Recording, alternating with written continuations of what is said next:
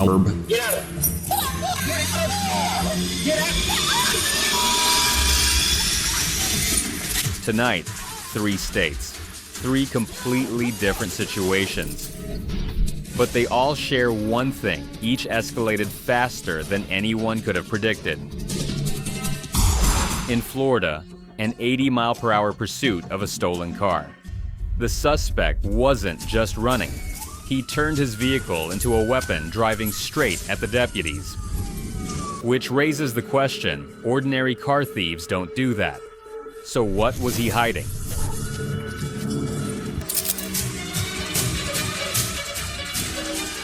In Oregon, a call that sounded routine check on a few dogs.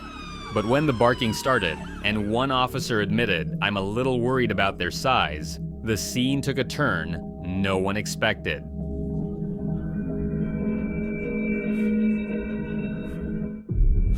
And in Indiana, an encounter that left one officer facing 4 surgeries and the possible end of his career, all because he tried to calm an argument between 2 people.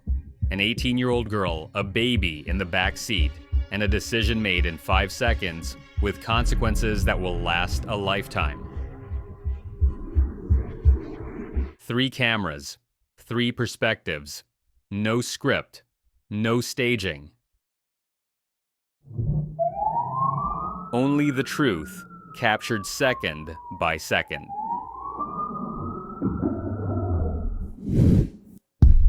Case 1, high-speed stolen car pursuit. During a night patrol in Marion County, Florida, about 37 miles south of Gainesville, 2 deputies from the sheriff's office were on duty.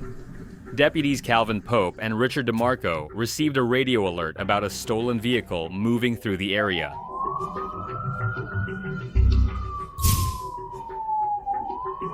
When they spotted a car matching the description, Deputy DeMarco ran the plate through dispatch. The system confirmed the vehicle had been reported stolen. Before the lights and siren were even activated, the driver suddenly made a U-turn trying to flee. The chase began on Southeast 36th Avenue. The stolen car accelerated to 80 miles per hour. Deputy DeMarco took the lead in pursuit, while Deputy Pope relayed updates over the radio.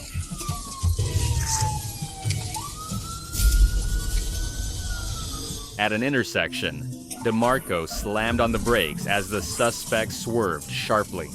The patrol unit skidded and clipped a roadside sign, but the chase continued.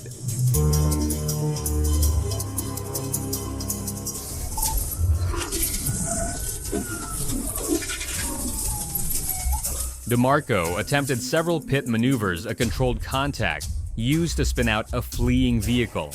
The suspect, realizing the tactic, braked hard, forcing both cars onto the shoulder to avoid collision.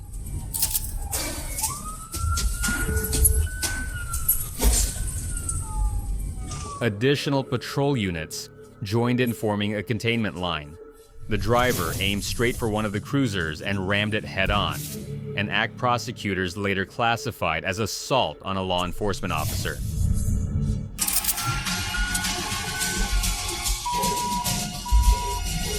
After several tense minutes, officers boxed in the stolen vehicle and brought the chase to an end.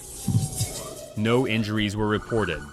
The driver now faces multiple felony charges, including grand theft auto and aggravated assault on law enforcement.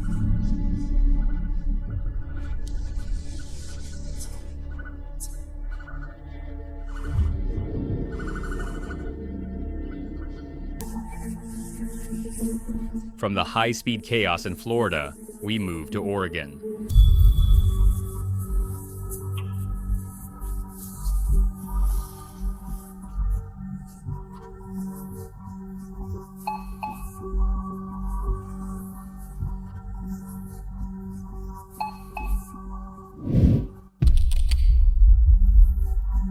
Case 2. In Oregon, officers were dispatched to check on the welfare of several dogs belonging to a suspect. Calls like this are routine, usually made when an owner has been arrested, or when there's concern the animals may have been abandoned.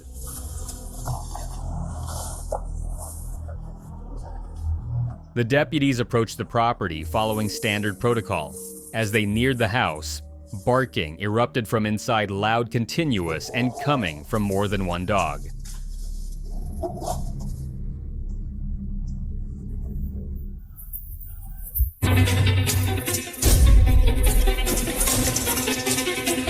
One deputy paused outside, assessing the situation before making a move. He admitted he was a little uneasy. The size of the dogs and the intensity of their barking were cause for concern.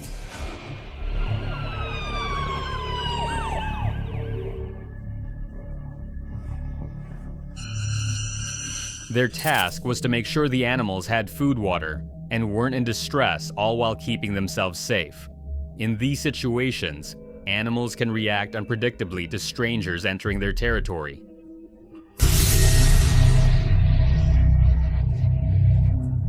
The barking didn't stop.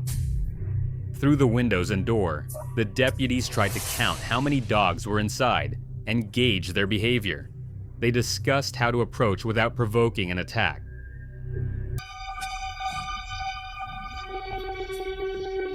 When necessary, officers can call in local animal control for assistance or wait for backup before proceeding. But tonight, they decided to handle the check themselves.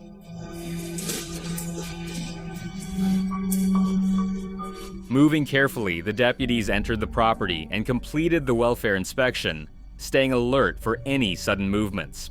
The dogs were secured, fed, and appeared unharmed.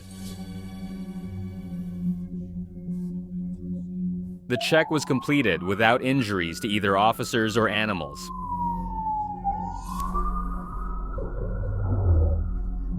From a tense welfare call in Oregon, we moved to Indiana, where an argument between a young couple would end with far more serious consequences.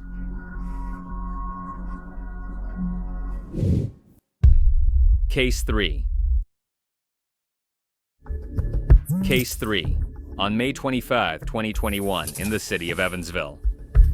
Indiana, Officer Jones was on routine patrol when a young man approached his cruiser and asked for a ride. The man explained that he just had an argument with his girlfriend and wanted to leave the area before she came back. Officer Jones agreed to listen and find out what was going on. As the officer was speaking with him, a yellow Honda Accord pulled up nearby. The driver was 18-year-old Mailing Smith. She stepped out of the car and began shouting angrily at the man. Officer Jones quickly assessed the situation. He told Smith to stay in her car and stop yelling. She refused to comply, continuing to shout with growing hostility. Seeing the confrontation escalating toward violence, Officer Jones decided to detain Smith temporarily to de-escalate the situation. He approached her calmly, intending to place her in handcuffs, and asked her to sit down on the curb. Smith reacted violently. She turned away and ran toward her yellow Honda. Officer Jones still had a hold of her arm, trying to complete the arrest as she yanked the door open and jumped into the driver's seat. Jones kept his grip, ordering her to stop. Smith slammed the door, started the engine, and threw the car in reverse. The vehicle began backing up faster and faster. Jones held on his arm, still caught inside the car, while the rest of his body was dragged along the pavement. Smith kept going. Officer Jones was pulled roughly one city block, shouting for her to stop, but she didn't comply. Realizing his life was in danger, Jones finally let go, just as the front left tire rolled over his right leg, then his hip and across his back. Officer Jones had been run over by the car. Smith drove a short distance before stopping. Despite his severe injuries and intense pain, Officer Jones managed to get back on his feet. He approached the car and took Smith into custody as she stepped out of the vehicle. Backup units arrived within moments. As they secured the scene, they made a critical discovery: a small child sitting in the back seat. It was Smith's daughter. Officer Jones was transported to the hospital while other officers took over the questioning. Smith continued to deny any intent to cause harm. When asked if she had been trying to get away, Smith responded vaguely, "I don't fucking know what I'm trying to do." She claimed she didn't even know what she was trying to do. Other officers explained to Smith just how serious her actions were. One told her plainly, "What you did is really bad." He warned that at just 18 years old, a felony like this could follow her for the rest of her life.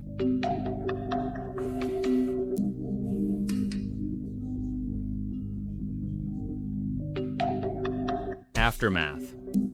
At the hospital, Officer Jones underwent a series of tests, x-rays, MRIs, and a CT scan. After several hours, doctors confirmed what he already suspected: his right arm was broken.